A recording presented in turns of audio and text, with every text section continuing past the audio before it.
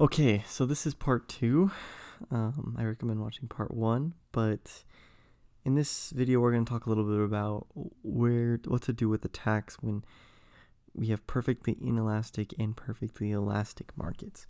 Okay, so we have this question here, and before we get to this question, I just want to talk a little bit about what it looks like to have what a tax looks like on a perfectly elastic and versus perfectly inelastic market. So first we'll just deal with the elastic side. Okay, so let's say this is our demand and this is our supply. So we have a perfectly elastic demand in this case. So let's draw our tax wedge. Okay, so then we have our two prices. We have right here, this is our buyer price, and then we have our seller price. Okay, so if you remember when we did the initial video on taxes, I talked about how we can figure out consumer producer surplus. And I said it was easy right now, seems obvious, but it would get harder later. And I gave a definition. I said the consumer surplus is everything below the demand curve and above the buyer price. And producer surplus is everything below the seller price and above the supply curve. So let's use those definitions to figure out producer and consumer surplus. So if the producer surplus is everything above the supply curve and below the seller price, this is our producer surplus, this right here. Okay, this little triangle. And if consumer surplus is everything below the demand curve and above the buyer price, what do we notice?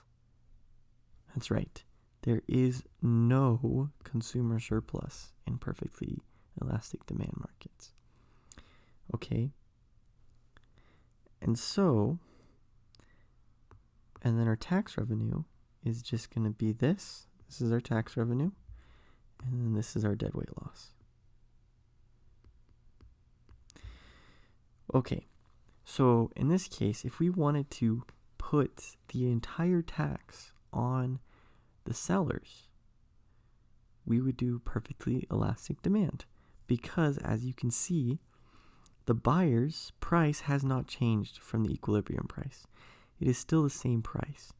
So that means if in this tax wedge right here, the sellers are bearing the entire tax, it's because it's not getting split. So the sellers are taking the entire penalty of the tax. Okay. So let's draw now the opposite. Let's say supply is perfectly elastic, and this is our demand. It's very similar. Okay, so let's draw our tax wedge. This is going to create two new prices. This is our buyer price, and this is our seller price. So it's pretty simple. Now, if you know how to do the first one, you definitely know how to do the second one. We can see that the consumer surplus is everything above the buyer price and below the demand curve. So this triangle right here is our consumer surplus. There is no producer surplus because producer surplus is usually everything above the supply curve, below the seller price, but that doesn't exist. Then our tax revenue is this rectangle square area. And then this is, of course, our deadweight loss. And then we see here, because the buyer price is right here, and the seller price is the same exact price as the equilibrium, buyers bear the entire tax when a supply is perfectly elastic. Okay? So that is perfectly elastic. Now let's look at perfectly inelastic. So let's say in this case our demand is perfectly inelastic. Can you guys hear that? There's like yelling going on. I don't know. Okay. Sorry. That's what happens when you live in an apartment complex. So here's our supply and here's our demand. So this one, what's tricky is drawing the tax wedge. So the tax wedge goes in between the demand and supply curve. So I'm just going to draw it for you because it can be tricky. In this case, it's right here because it has to be above the supply curve and below the demand curve. I can't draw down here because this would be below the supply curve. That doesn't make sense.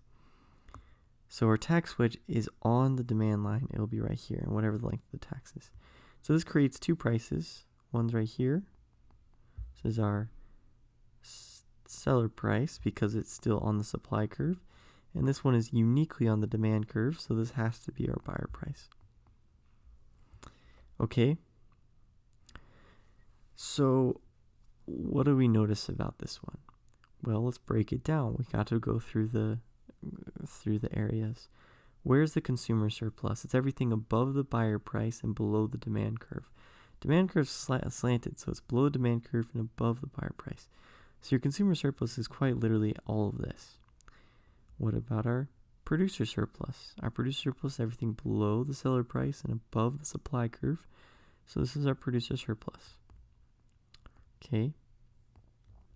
And then where's our tax revenue? This is our tax revenue. What about our deadweight loss? There is no deadweight loss in perfectly inelastic. No deadweight loss. That's important to note. I don't know why my D looks like a P. Okay? There's no deadweight loss. And so, as such, what else do we notice? Who bears the tax in this case? The sellers are at the same exact price as where was equilibrium. So that means the sellers aren't bearing any of the tax. That means in this case, buyers, whoops, why is it being weird? Bear entire tax in this case. Okay, does that make sense? So now, finally, last but not least, we have our perfectly inelastic supply. And this is pretty straightforward, similar to what we just did. So we'll draw our tax wedge. It has to be above the supply curve, below the demand. So it would have to be right here. We have our two new prices. This is our seller price. This is our buyer price. This is our consumer surplus. This is our producer surplus. This is our tax revenue. And then, as we can see, sellers bear the entire tax in this case. Sellers bear tax. It's because the buyer price hasn't changed from the equilibrium price. This is important to know. I would know this, and this can be hard sometimes, but just takes practice with all of these things. So if we go back to the question, it says, suppose a local government wants to raise the most revenue they can while passing on the burden of the tax entirely onto sellers. They should impose the tax. So which of these graphs would make the most sense?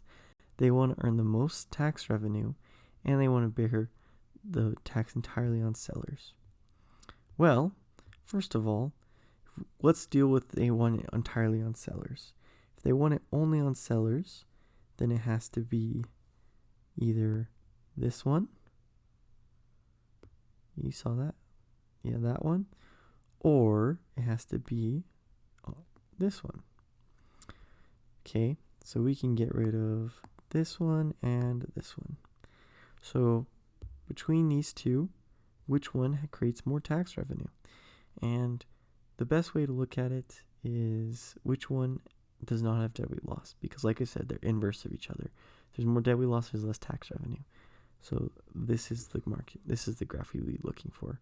Perfectly inelastic supply with somewhat elastic demand. Okay. Hopefully that makes sense. Let me know if you have any questions. As always, Adam out.